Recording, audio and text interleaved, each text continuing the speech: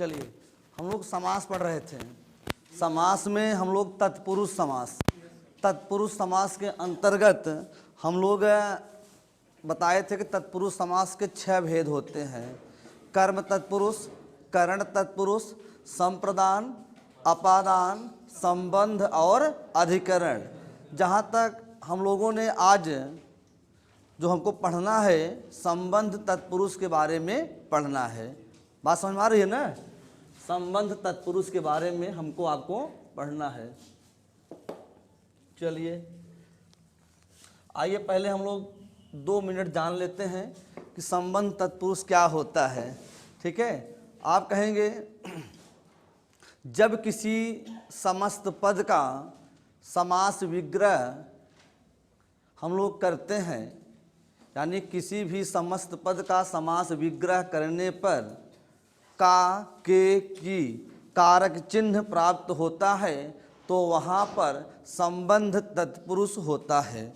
वहाँ पे क्या होता है? संबंध तत्पुरुष होता है। जैसे हम बात करें गंगा जल, क्या बात करें भैया? गंगा जल। अगर हम लोग गंगा जल देखें, इसका समास विग्रह करें तो क्या होता है? गंगा का जल। बातें समझ में आ रही हैं? जैसे हम कहें राजपुत्र, राज दिखाई दे रहा है, इसमें कोई दिक्कत तो नहीं है ना? राजपुत्र बराबर राजा का देखिए यहाँ का आ रहा है कि नहीं आ रहा है? आ रहा है ना? अगर ऐसे पूछ ले आपसे गंगा जल में कौन सा समास है, तो सबसे पहले आपको इसका समास विग्रह करना पड़ेगा। समास विग्रह करने पे आप देखेंगे इसमें कौन सा कारक चिन्ह प्राप्त होगा। बताए थे अगर को कारक चिन्ह प्राप्त होता था तो वहाँ कर्म तत्पुरुष, अगर से द्वारा या के द्वारा प्राप्त होता था वहाँ क्या होता था? करण तत्पुरुष। बोलिए, जैसे हमने कहा था तुलसी कृत, तुलसी के द्वारा कृत, वहाँ करण तत्पुरुष था। इसी प्रकार हमने बतलाया कि अगर इसका समास विग्रह करने पे के लिए कारक चिन्ह प्राप्त हो रहा था तो वहाँ पे कौन सा समास था? आपका संप्रदान था। जैसे हमने कहा रसोई घर, रसोई के लिए आया कि नहीं आया? जैसे हम कहें हथकड़ी, हाथ के लिए कड़ी, हुआ था ना? इसी प्रकार हम लोग क्या पढ़े थे? अपादान, जहाँ से इसमें भी से कारक चिन्ह प्राप्त हो रहा था, लेकिन यहाँ से का जो मतलब था, जो भाव था, अलगाव से था।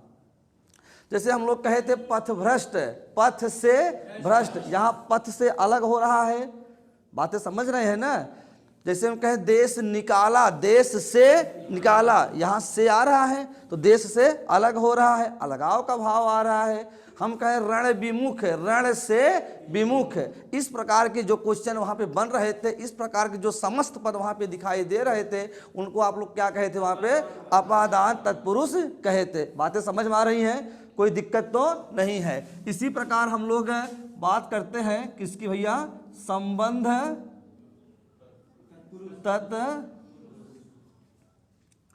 संबंध तत्पुरुष के अंतर्गत हम लोग क्या देखते हैं? का, के, की कारक चिन्ह प्राप्त होता है। जैसे गंगा जल, राजपुत्र, बात समझ में आ रहे हैं? जैसे हम कहें राष्ट्रपति, क्या कहें भैया? राष्ट्रपति, राष्ट्र का पति, यहाँ का आया कि नहीं आया? कोई दिक्कत तो नहीं है? देखने में स्पष्ट एकदम दिख रहा है ना? बताइएगा एकदम। अच्छा, राष्ट्रपति। जैसे हम कहें राजकुमार, क्या कहें भैया? राजकुमार का क्या होगा समास विग्रह? राजा का कुमार। जैसे हम कहें करोड़पति, क्या कहें भैया? करोड़पति, तो करोड़ों का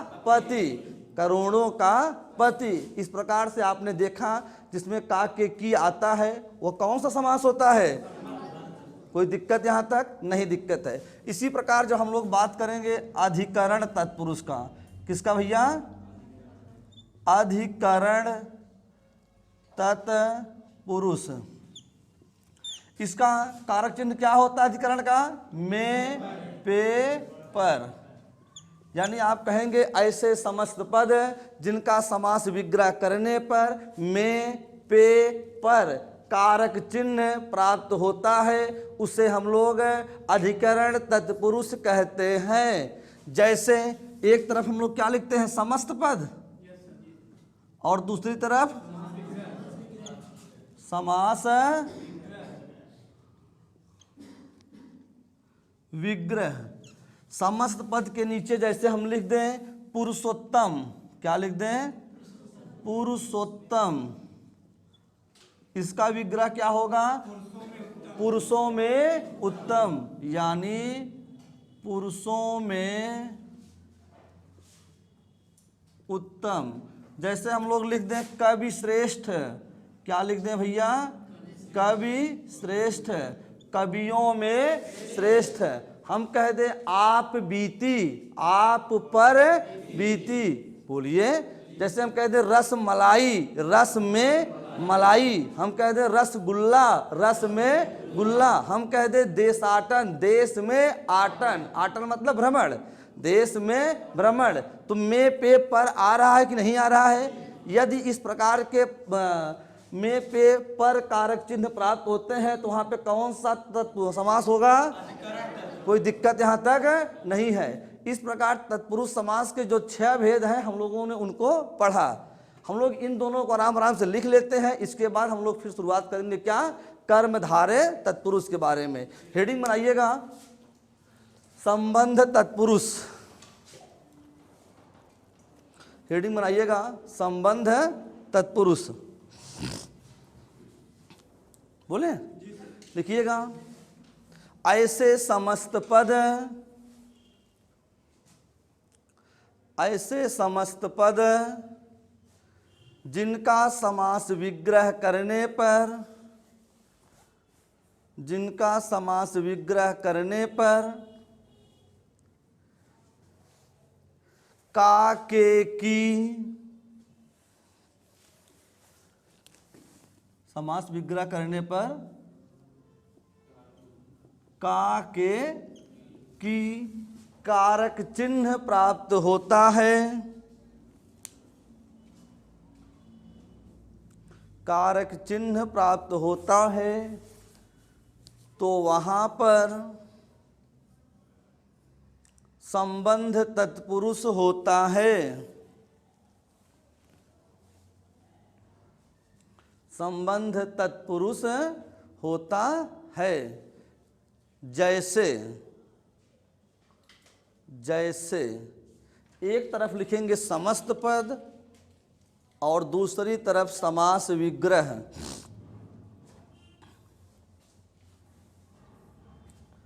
एक तरफ लिखेंगे समस्त पद, दूसरी तरफ लिखेंगे समास विग्रह।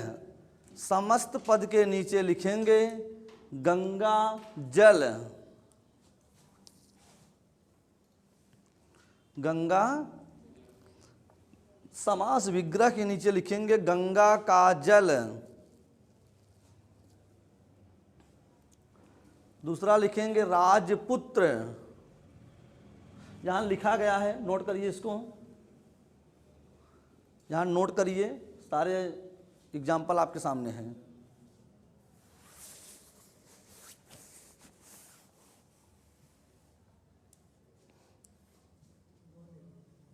बोल दें क्या? अच्छा, राष्ट्रपति, राष्ट्र का पति, राष्ट्रपति, राष्ट्र का पति। चौथा लिखिए राजकुमार, राजकुमार, राजा का कुमार। हुआ? करोड़पति, करोड़ों का पति। बैलगाड़ी, बैल की गाड़ी। समझ गए ना? ऐसे जो एग्जाम्पल आएंगे वो संबंध तत्पुरुष के अंतर्गत आएंगे। अगला, अगला आपका हेडिंग होगा अधिकरण तत्पुरुष समास। अधिकरण तत्पुरुष समास।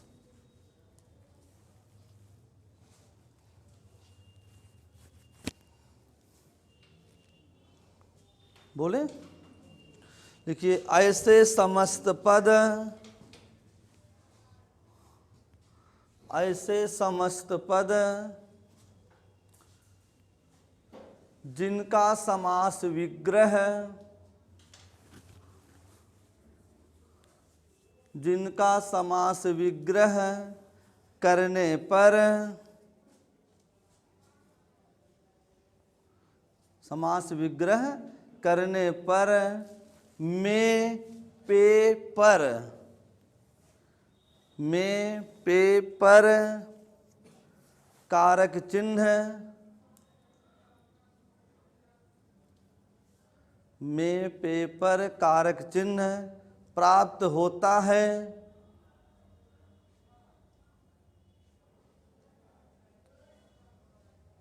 कारक चिन्ह प्राप्त होता है तो वहाँ पर अधिकरण तत्पुरुष होता है। अधिकरण तत्पुरुष होता है।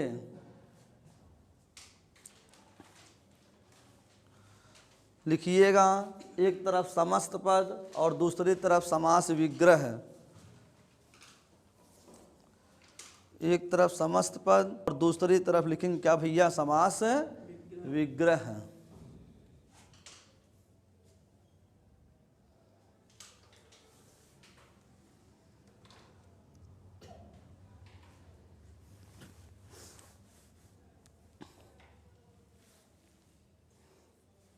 समस्त पद के नीचे लिखेंगे पुरुषोत्तम। पुरुषोत्तम, पुरुषों में उत्तम। समास विग्रह के नीचे पुरुषों में उत्तम। दूसरा लिखिए कवि श्रेष्ठ। कवि श्रेष्ठ,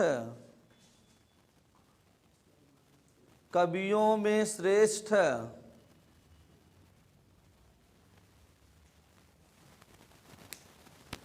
कवियों में श्रेष्ठ।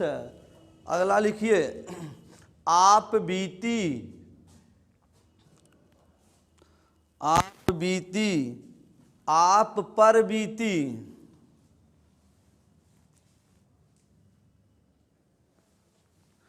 अगला एग्जाम्पल देशाटन। देशाटन, देश में आटन। आटन के आगे भ्रमण।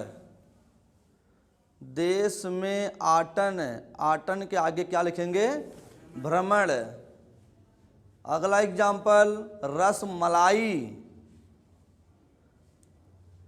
रस में मलाई।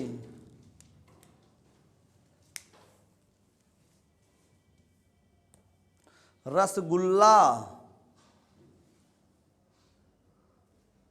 खाते पीते रहो। रस में गुल्ला। रस में गुल्ला। सिर दर्द। सिर में दर्द। सिर में दर्द।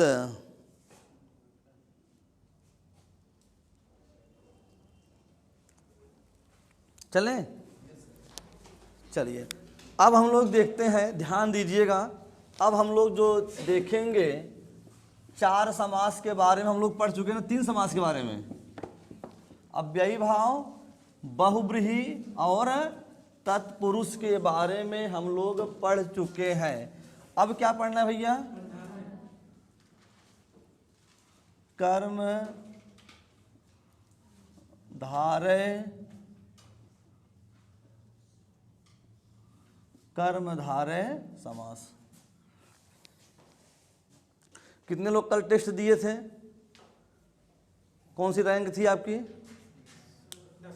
10वीं। क्या नाम है? रविकांत यादव। और कौन दिया था टेस्ट? और बाकी लोग कहाँ गए थे, सीता स्वयंवर में? हाँ, बैठ जाइए। देखिए बाबू, टेस्ट दीजिए, ठीक है। अगर आप टेस्ट देंगे तभी आपके पढ़ाई के कुछ मतलब है। बातें समझ रहे हैं क्या? पहला दिन है क्या आपका आज? अच्छा, बड़ा अजीब लग रहा है हमको देख करके, पहचान ही नहीं पा रहे हैं ना? कुछ बदलाव हुआ है ना आपके अंदर? हाँ, टोपी ओपी निकाल दिए हैं ऐसा हमको लग रहा है काफ़ी दिन बाद एकदम। ठीक है, तो यही चीज़ें हैं। टेस्ट ना, उसमें क्या दिक्कत हो रही है?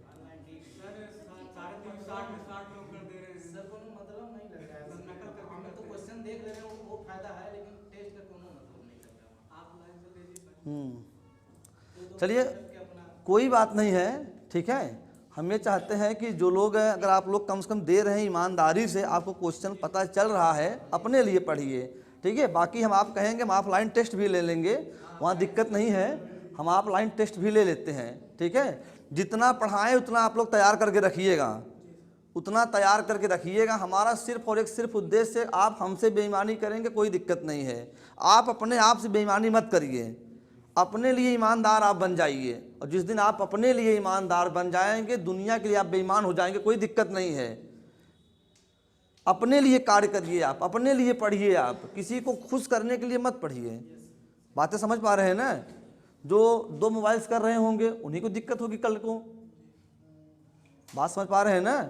इसलिए हमारा सिर्फ और सिर्फ उद्देश्य अधिक से अधिक क्वेश्चन कराना। अब देखिए तब कुछ क्वेश्चन आपको जा रहे हैं ना। तो अब हम लोग करेंगे कर्म के बारे में, ध्यान से सुनिए, एक पॉइंट क्या करेंगे पहले आपको ना देखिए, बताएं कर्म समा। आप कहेंगे ऐसे समपद जिसमें विशेषण विशेष उपमेय उपमान का प्रयोग होता है तो उसे कर्म धारय समान कहते हैं। पहला पॉइंट लिखना है, फिर आप लिखना है विशेष्य उपमेय उपमान आगे पीछे कहीं भी हो सकते हैं, यानी किसी भी समस्त पद में ये जरूरी नहीं है कि विशेषण पहला पद ही हो या विशेष्य पहला पद ही हो। पहला पद उपमान भी हो सकता है और पहला पद उपमेय भी हो सकता है, यानी आगे पीछे कहीं भी हो सकते हैं। तीसरा पॉइंट आपको ये लिखना है, कर्मधारय समास में सदैव उत्तर पद प्रधान होता है। बातें समझ गए? अब हम बात करते हैं कि सर विशेषण विशेष क्या होता है, उपमेय उपमान क्या होता है, थोड़ा उसके बारे में हम लोग जानकारी कर लें। बाकी हम लोग विशेषण विशेष के बारे में पूरा चैप्टर पढ़ेंगे विशेषण के बारे में। तो आइए हम लोग बात करते हैं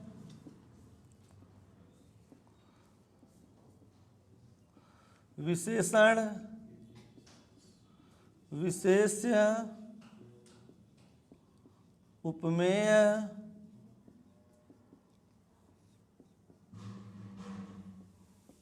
उपमान।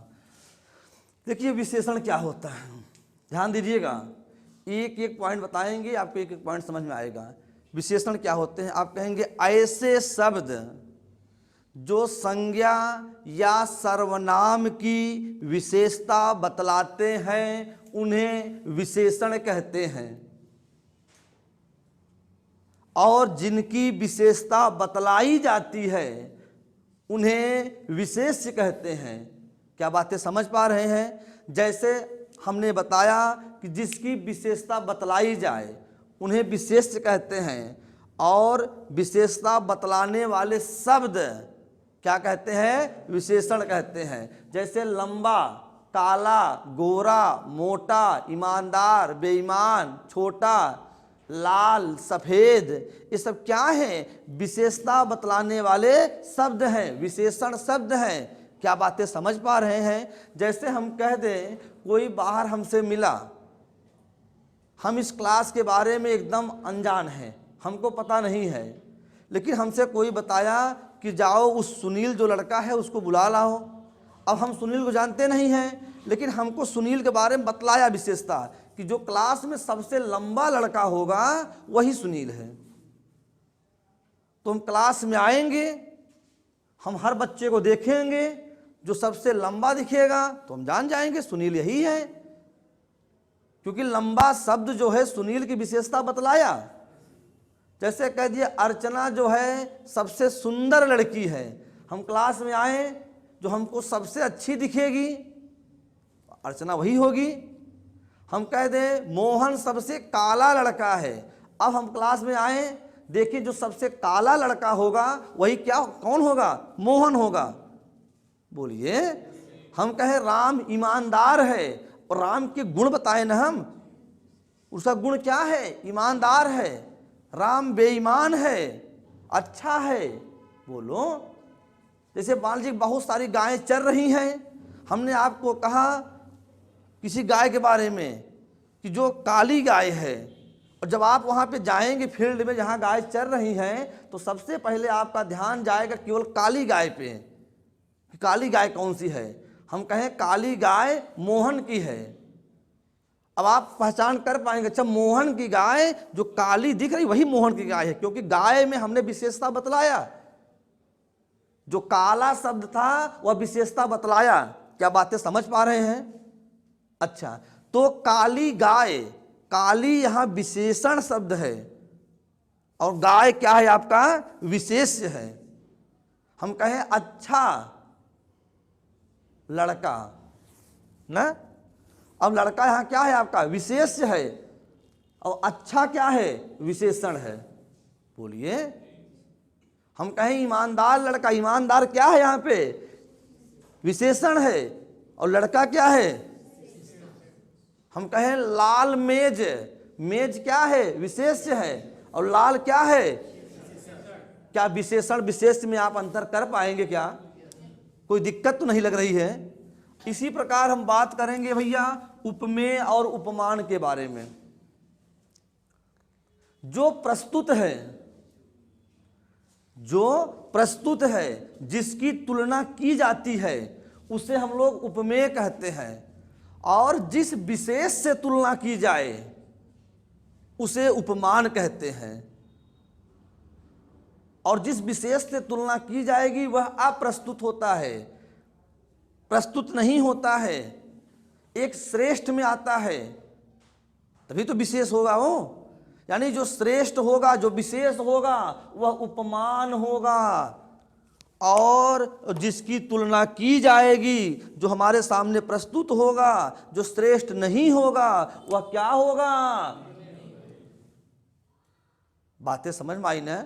जैसे हम कहें कि सीता का मुख चंद्रमा के समान है, क्या लिखे भैया यहां पे लिख दें, दिखाई दे रहा है सीता का मुख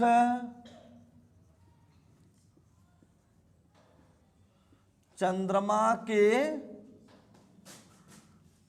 समान है। अब देखिएगा सीता के मुख की तुलना किससे की गई है, चंद्रमा से की गई है भैया।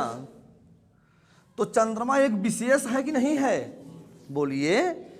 सीता का मुख, सीता के मुख की तुलना किससे की गई है, चंद्रमा से। तो सीता का मुख यहाँ क्या है, उपमेय है, क्या है भैया, और चंद्रमा क्या है। क्या बातें समझ पाए। जैसे हम कहे पीपर पात, पीपर पात सरिस मन डोला।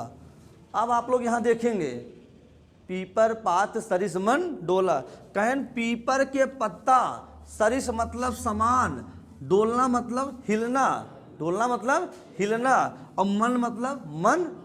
कहें पीपर पात सरिस मन डोला। हाँ, पीपर के पत्ते के समान मन डोलता है। बातें समझ पा रहे हैं ना। यानी मन की तुलना किससे की गई है, पीपर के पत्ते के समान। यहाँ ये उपमान, उपमेय और ये उपमान। क्या बातें समझ पा रहे हैं, क्या कोई दिक्कत तो नहीं होनी चाहिए यहाँ तक ना।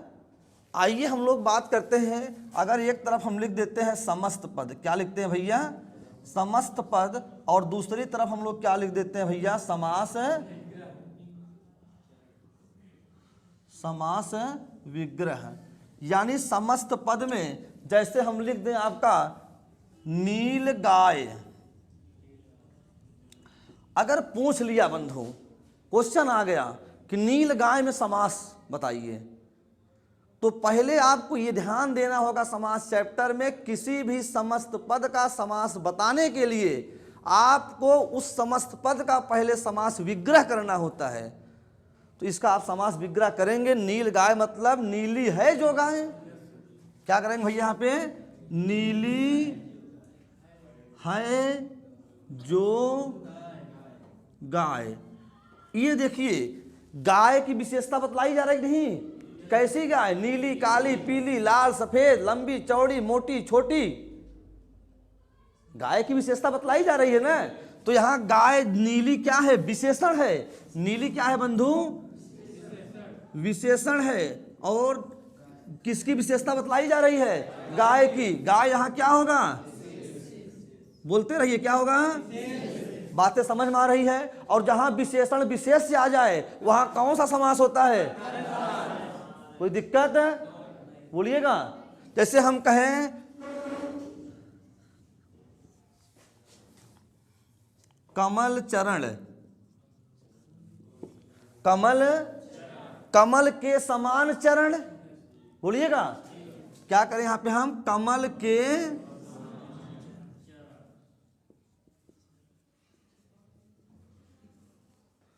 कमल के समान चरण। अब यहां देखिए चरण की तुलना किससे की जा रही है?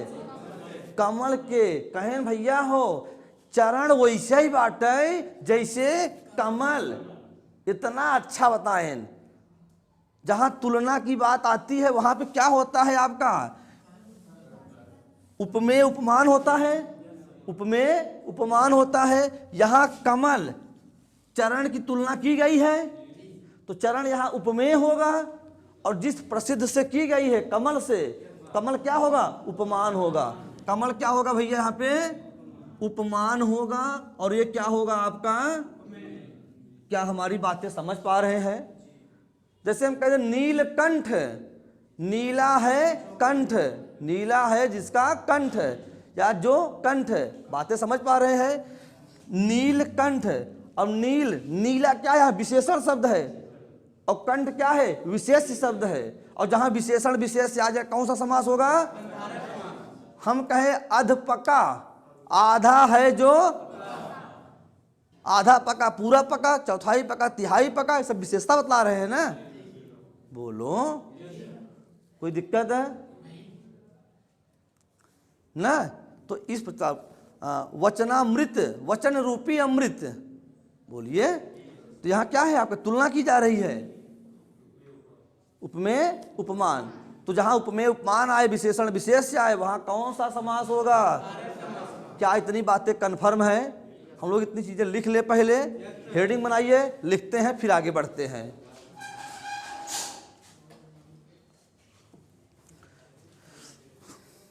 लिखिएगा, ऐसे समस्त पद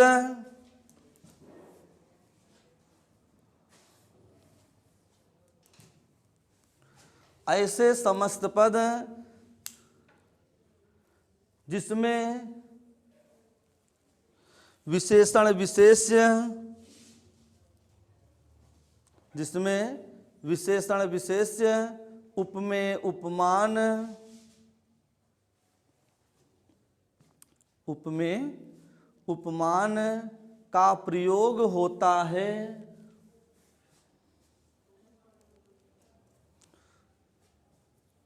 का प्रयोग होता है, तो वहां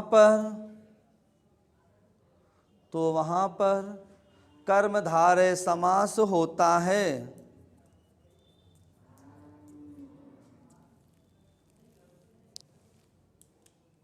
नीचे पॉइंट बना के फिर लिखिएगा। इस समास में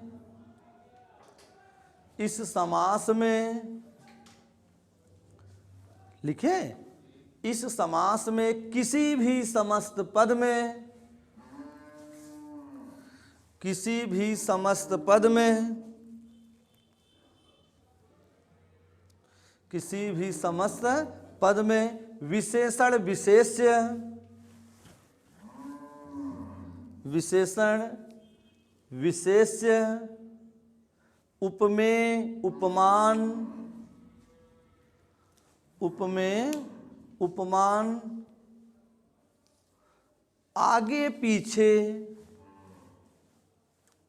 आगे पीछे, कहीं भी हो सकते हैं,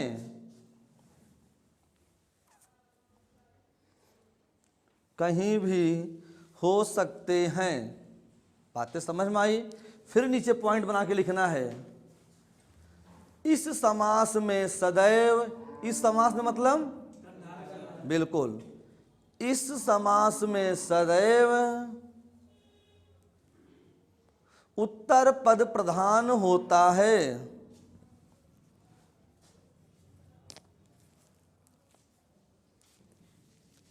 उत्तर पद प्रधान होता, जैसे, जैसे एक तरफ समस्त पद और दूसरी तरफ समास विग्रह।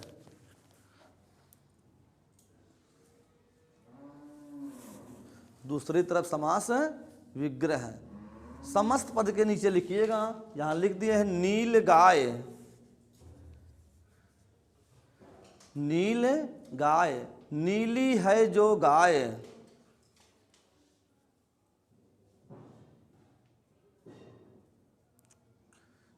दूसरा लिखिए नीलकंठ, नीला है जो कंठ।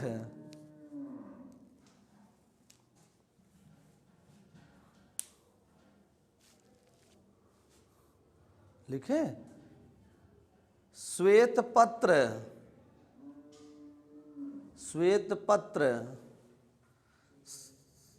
श्वेत सफेद है जो पत्र। पत्र की विशेषता बतलाई जा रही है ना। महासागर, महान है जो सागर।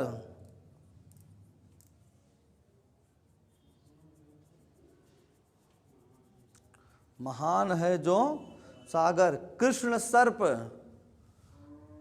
कृष्ण सर्प, काला है जो सर्प।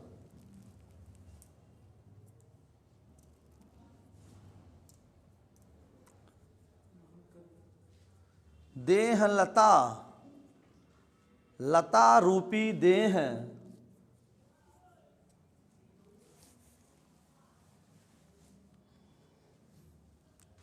काली मिर्च, काली मिर्च, काली है जो मिर्च।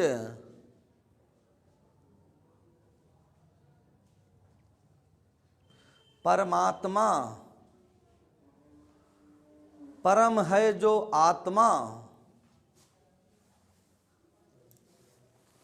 परमात्मा परम है जो नीलोत्पल, नीलोत्पल, नीला है जो उत्पल। कमल का पर्यायवाची उत्पल। नीला है जो, नीला है जो उत्पल। बात समझ में आई? इसी तरह बहुत सारे एग्जाम्पल होंगे ना। तो विशेषण विशेष, उपमेय उपमान होंगे। कोई दिक्कत यहाँ तक? नहीं दिक्कत है। अब आपका अगला समास हेडिंग बनाएंगे द्वंद्व समास।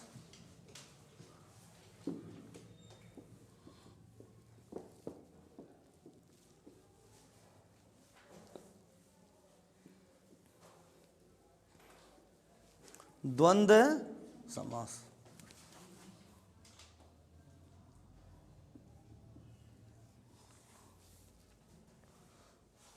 आइए हम लोग समझते हैं द्वंद्व समास क्या होता है। चलें। द्वंद्व का मतलब होता है युग्म अथवा जोड़ा। द्वंद्व का मतलब होता है युग्म अथवा जोड़ा। आप कहेंगे ऐसे समस्त पद जिसमें दोनों पद प्रधान होते हैं। दोनों पद का मतलब पूर्व पद भी और उत्तर पद भी, दोनों पद प्रधान होता है। आपको ये लिखना है। दूसरा आपको फिर नीचे लिखना है, ऐसे समस्त पद जिनके बीच सामान्यतः योजक चिन्ह का प्रयोग होता है और समास विग्रह करने पर योजक शब्द का प्रयोग होता है। योजक शब्द का प्रयोग, जैसे आपको और, तथा, या, अथवा आदि, ये शब्द आपको देखने को मिलेंगे। यानी पहचान आप जान गए कि समस्त पद के बीच में योजक चिन्ह सामान्यतः लगभग दिखाई देगा, और जैसे ही उनका हम समास विग्रह कर देंगे इन पांचों में से कोई एक शब्द मिल जाएगा। द्वंद्व समास मुख्यतः तीन प्रकार के होते हैं। पहला होता है इतरेत्तर द्वंद्व, इतरेत्तर द्वंद्व। दूसरा होता है समाहार द्वंद्व, समाहार द्वंद्व। और तीसरा होता है वैकल्पिक द्वंद्व, वैकल्पिक। बातें समझ में आई? पेपर चाहे जैसे बनाए, लोग इसके प्रकार को नहीं पढ़ाते हैं, लेकिन प्रकार भी पढ़ा देते हैं, ताकि अगर पूछ ले कितने प्रकार के होते हैं आपको पता रहेगा। ऐसे भी पूछ सकता है निम्नलिखित में से कौन द्वंद्व समास का प्रकार नहीं है, दो दे देगा, तीन दे देगा, एक नहीं वाला दे देगा। कहेगा कौन सा है, एक दे देगा, तीन कुछ अलग दे देगा। चाहे जैसे पूछेगा, आपको चीज़ें आनी चाहिए। देखिए, पढ़ाने से ज़्यादा ज़रूरी होता है कि आपको बताया जाए कि पेपर कैसे पूछेगा, पेपर कैसे पूछता है। पढ़ाया जाए प्लस आपको प्रैक्टिस कराया जाए। यहाँ पे वो चीज़ें सबसे अच्छी पढ़ाई वही होती है, अपने सामने डायरेक्ट है। बातें हमारी समझ पा रहे हैं ना? ताकि तत्काल आप लोग देखें कि हाँ ऐसे, और हम चीज़ों को वही करते हैं। हम पढ़ाने के बाद चीज़ों को प्रैक्टिस करवाने का प्रयास करते हैं कि आप अपने मन से देखें कि हाँ ये क्वेश्चन पढ़ाया गया है कि नहीं पढ़ाया गया है, इसको हम कर पा रहे हैं कि नहीं कर पा रहे हैं, केवल हम पढ़ लिए हैं। बातें समझ पा रहे हैं ना? तो द्वंद्व समास तीन प्रकार के कौन कौन से? इतरेत्तर द्वंद्व, समाहार द्वंद्व और वैकल्पिक द्वंद्व। आप कहेंगे ऐसे समस्त पद जिनका समास विग्रह करने पर और तथा शब्द मिलते हैं। इसमें क्या मिलेगा आपको? और या तथा, दो शब्द मिलेंगे। तो वहां पे कौन सा समास होगा? समाहार द्वंद्व में आपको समास विग्रह करने पर अंत में आदि शब्द जोड़ देते हैं, और वैकल्पिक में आपको या अथवा शब्द मिल जाएंगे। वो आपके क्या होते हैं बंधु? वैकल्पिक द्वंद्व के अंतर्गत आते हैं। इतनी बातें आप लोग समझ पा रहे होंगे ना? जैसे हम कहेंगे एक तरफ लिखते हैं क्या? समस्त पद, और दूसरी तरफ क्या लिखते हैं?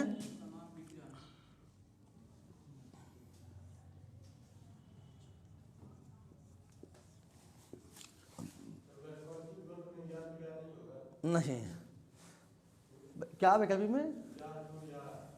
या तो जब एग्जाम्पल बनेगा कोई दिक्कत नहीं है, वहां विकल्प के रूप में होगा। बात समझ पा रहे हैं ना? ये जो होते हैं समाहार द्वंद्व आपके बहुवचन को प्रदर्शित करते हैं, और ये क्या होते हैं? विलोम शब्द को प्रदर्शित करते हैं। बातें समझ पा रहे हैं? जैसे अब इनको देखें इसके अंतर्गत, जैसे हम कहें माता पिता ना, एक शब्द हमने लिखा माता पिता, यहाँ बीच में योजक चिन्ह है। इनको देख करके आप जान जाएंगे इसमें कौन सा समास है? द्वंद्व समास। अगर इनका हम समास विग्रह करें माता और, यहाँ और आ गया तो कौन सा हो गए? इतरेत्तर द्वंद्व। बोलिए, जैसे हम कहें देश विदेश, देश और, बातें समझ पा रहे हैं? देश और, यहाँ और आ गया ना, कोई दिक्कत? जैसे हम कहते राधा कृष्ण, राधा और राम, सीता राम, सीता और, बोलो, गौरी शंकर, गौरी और, यहाँ आ रहा है। इसी प्रकार जब हम समाहार द्वंद्व की बात करेंगे बंधु, समाहार द्वंद्व में क्या होता है? अंत में आदि जोड़ देते हैं, और इसके उदाहरण जो है बहुवचन शब्द को प्रदर्शित करते हैं। जैसे हम कहें फल फूल, क्या लिख दिए यहाँ पे हम? फल फूल। अब फल फूल, जैसे लोग कहते नहीं है दाल रोटी नून तेल, अगर हम आपसे मिले, हम कहें और मोहन कैसा चल रहा है, आप कहेंगे सर नून तेल चलत बा ना, नून तेल चलत बा। अब नून तेल चलत बाटे एका सुन के हमें मालूम चल जाए कि किसी तरह स्थिति चल रही है, बहुत अच्छा नहीं चल रहा है, किसी तरह चल रहा है। इतना ही आप कहें हम आपके सब कुछ समझ ही गए। बहुवचन भग न्याय है, बोलिए हुआ ना। आप जिसे कहें, हम आप कहें कि कपड़ा लत्ता ले ले, मान लो आप शादी पड़ी, भैया आप शादी पड़ी, लड़की कपड़ा ले के हुए तो हार से कपड़ा ले के हुए, ये भैया दुल्हा कपड़ा ले लें। अब दुल्हा कपड़ा ले के मतलब कि थोड़ी कहे कि खाली पैंट शर्ट ले ले, ओकरे अंतर्गत जवान आए, शेरवानी आए, सूट आए, टाई आए, बेल्ट आए, जूता आए, मोजा आए, कपड़ा लत्ता में कुल आई गया। कपड़ा लत्ता अगर थोड़ी पूछबा कि पापा पैंट ले शर्ट ले कि पापा जूता ले मोजवा ले, ये थोड़ी पूछबा पापा टाइजो ले बेल्ट ले। पापा कहें कपड़ा लत्ता जाएगा अपन ले ले तो अपन ले ले। बात समझ में आई ना। तो आजकल ये चीज़ें हैं, आप ले वहरों से ऑर्डर आए, कौन कलर ले के बाटे पता है ना, कौन सा कलर लेना है उधर से जरूर दिखाना। आप सामने हैं, आपके ऊपर महरूम कलर अच्छा लगेगा, जीजा मस्त एकदम, मीठी मीठी आवाज़ सुन के। ये चीज़ें होती हैं, बोलिए। जैसे कहा फल फूल ले ले, लड़की देखे जात बाटा, पापा आप लड़की देखे जात हैं, कहें फल फूल ले ले। अब फल फूल के मतलब ही थोड़ी बाटे एक एक फल के नाम बताई जाए। अब फल कह दी हैं, जवन फल समझ में आवे कुल ले ले है, आम ले ले, अमरूद ले ले, केला ले ले, सेब ले ले, खजूर ले ले, कुल ले ले। बातें समझ में आई ना। तो ये चीज़ें बहुवचन को दर्शाने लगती हैं। और इसी प्रकार जब हम लोग बात करेंगे किसमें, वैकल्पिक में, उसमें अंत में क्या होता है, बीच में या अथवा आता है। जैसे हम कहें पाप पुण्य, पाप या आया ना, तो चीजें इसके अंतर्गत आती हैं।